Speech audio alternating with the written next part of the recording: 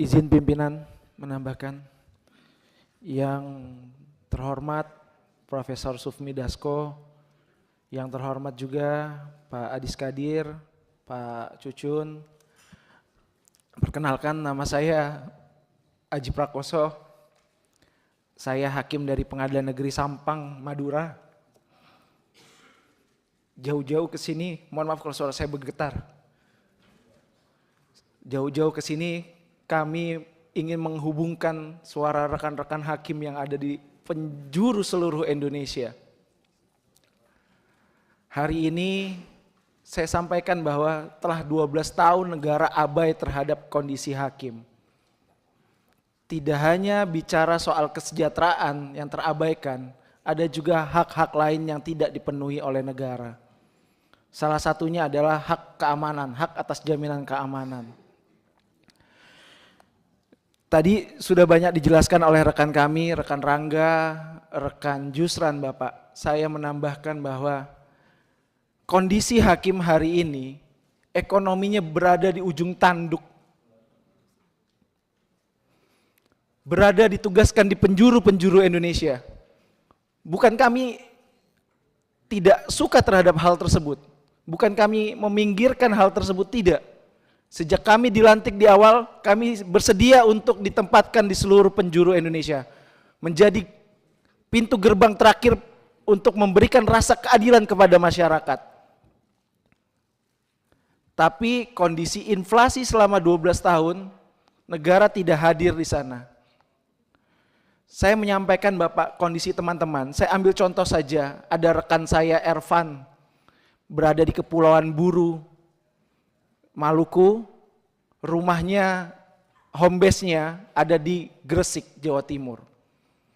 Dengan membawa istri dan 2 orang anak untuk pulang kampung saja mungkin harus menahan diri 3-4 tahun.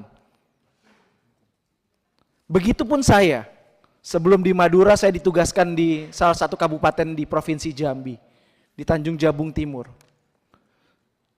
Orang tua istri saya meninggal, Pak. Kami tidak bisa hadir di pemakamannya. Dan ini tidak cerita saya saja. Ini cerita rekan-rekan saya yang lain juga seperti ini. Memang di dalam persidangan kami sering disampaikan, saudara yang mulia, pimpinan majelis hakim yang mulia. Tapi pada prinsipnya kami juga seorang manusia biasa.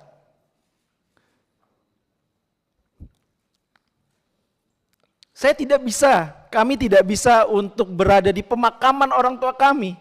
Saya harus menghibur istri saya, karena orang tuanya meninggal. Ya orang tua saya juga. Dan menyampaikan permohonan maaf, bahwa kita tidak bisa pulang ke Denpasar pada saat itu.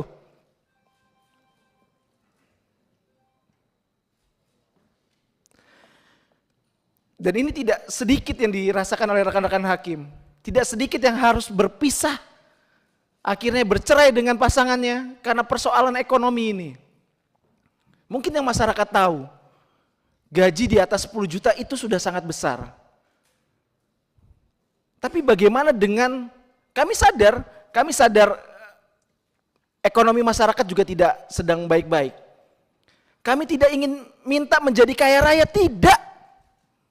Tidak sama sekali kami tidak minta kaya raya, tidak. Bahkan dari naskah kebijakan yang kami ajukan, draft perubahan peraturan pemerintah nomor 94 tahun 2012, kami hanya meminta besaran kenaikan 142%. Tidak ada setengahnya dari 300% kenaikan gaji pegawai Kementerian Keuangan. Padahal ancaman terhadap keamanan kami, ancaman terhadap jiwa kami, jiwa keluarga kami itu nyata di depan mata.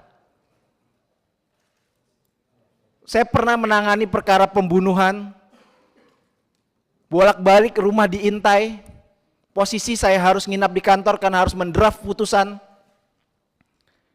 Istri dengan 3 orang anak kecil, tidak punya ART karena keterbatasan ekonomi, menyampaikan, ya rumah bolak-balik didatangi orang malam-malam. Pintunya juga digedor. Ini kondisi nyata. Saya sampaikan, hubungi tetangga. Ini bukan cerita saya saja, tapi cerita rekan-rekan hakim yang ada di Indonesia. Kami tidak minta menjadi kaya raya, tidak. Tapi kami minta negara hadir. Makanya ketika Pak Prabowo dalam beberapa kesempatan, Bapak Presiden terpilih yang terhormat, dalam berbagai kesempatan menyampaikan akan memperhatikan kesejahteraan hakim, ini bagaikan oase di padang gurun. Bagaikan tetesan embun di tengah kekeringan. Insya Allah apa yang kami sampaikan ini kami yakin akan direspon positif oleh Bapak Prabowo Subianto dan akan disampaikan oleh bapak-bapak anggota dewan yang terhormat. Ini kondisi yang nyata, jaminan keamanan negara terhadap hakim tidak ada. Kemudian kesejahteraannya 12 tahun terpinggirkan. Hakim itu di sebuah pengadilan adalah core bisnis utama. Tanpa adanya hakim, pengadilan bisa bubar. Itulah kekuasaan yudikatif.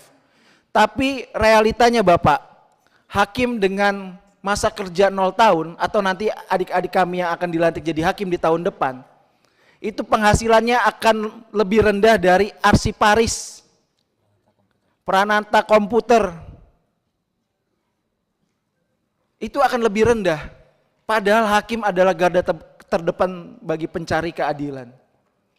Apakah kemudian ketika hakimnya mundur, pengadilan juga bubar kan? Otomatis karena core bisnis utama. Apa mau diganti jadi arsiparis negeri, arsiparis agama, atau arsiparis tata usaha negara? Begitu juga peranata komputer. Bukan kami mendiskreditkan pekerjaan yang lain, tapi itulah seharusnya kekuasaan kehakiman, hakim yang lebih dulu diutamakan. Kami sudah menyampaikan ini kepada pimpinan Mahkamah Agung juga, kemarin sudah kami sampaikan. Saya juga perwakilan yang bertemu dengan Pak Menteri Hukum dan HAM, Pak Supratman Andi. Tanggapannya dari Pak Supratman Andi sangat positif, akan membantu mengharmonisasi. Ini sebuah oase Pak, bagaikan oase di padang gurun. Kemudian lagi saya sampaikan bahwa tadi sudah dijelaskan, hakim ini sebenarnya, mohon maaf, jenis kelaminnya apa? Pegawai negeri sipil atau pejabat negara? Di Undang-Undang Aparatur Sipil Negara, hakim ditegaskan sebagai pejabat negara. Tetapi menyambung dari yang disampaikan Pak Jusran tadi, penggajiannya masih menggunakan mekanisme pegawai negeri sipil. Tahun 2018 oleh para senior kami diajukan judicial review dan dibatalkan status penggajian pegawai negeri sipil.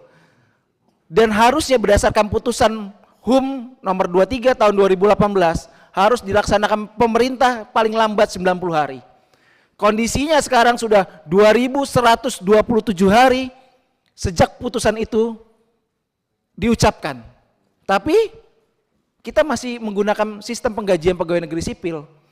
Artinya apa? Status penggajian kami ilegal Bapak. Bagaimana seorang hakim yang memberikan rasa keadilan setiap harinya di tengah-tengah masyarakat digaji secara ilegal? Ini kan sebuah ironi di negara hukum. Sangat ironi. Belum lagi bicara soal tunjangan kinerja. Kami setiap 3 bulan sekali mengisi namanya e-kinerja. Tapi ternyata tidak dapat tunjangan kinerja Bapak. Alasannya karena pejabat negara. Tapi toh Bu Menteri Keuangan dapat tunjangan kinerja. Atau menteri-menteri yang lain. Ngisi e-kinerja tapi tidak dapat tunjangan kinerja. Sungguh sangat ironis sekali. Kalau Bapak Prof. Dasko mungkin ke daerah, Pak Adis Kadir ke daerah, Pak Cucun ke daerah, atau Bapak-bapak Ibu anggota dewan lain ke daerah, pasti ketika ke pengadilan khususnya, pasti ini yang akan sama jeritan hatinya. Kalaupun ini dibuka secara Zoom, pasti akan banyak pertanyaan atau keluh kesah yang disampaikan. Karena pada sejatinya wakil Tuhan hanyalah di persidangan saja. Di sini kami tetap masyarakat biasa yang butuh pertolongan dari para wakil-wakil rakyat kami. Semoga aspirasi kami menjadi didengar ya, didengar dan direalisasikan. Itu saja. Terakhir. Izin pimpinan, satu lagi pimpinan apabila diperkenankan, silakan. Tes. Bismillahirrahmanirrahim. Assalamualaikum warahmatullahi wabarakatuh. Pimpinan yang saya hormati, seluruh anggota Komisi 3 yang lalu yang saya hormati, saya hanya akan melengkapi hal-hal yang belum tersampaikan oleh koordinator. Pertama, pimpinan yang saya hormati, solidaritas hakim Indonesia itu